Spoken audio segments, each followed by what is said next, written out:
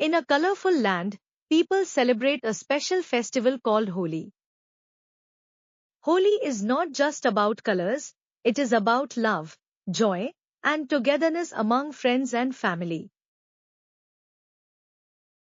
On this day, everyone do gather in the streets, laughing and playing with bright colors.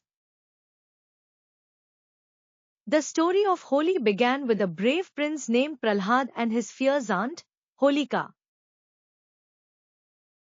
Prahlad loved Lord Vishnu, but Holika wanted to stop him. She tried to scare Prahlad away.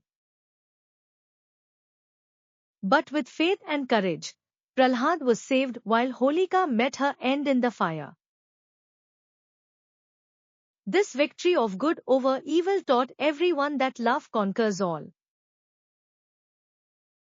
People threw colored powders called gulal at each other, spreading happiness everywhere. Delicious sweets are shared, dances are performed, and laughter fills the air. And so, every year, people celebrate Holi to remember love, friendship, and joy for all.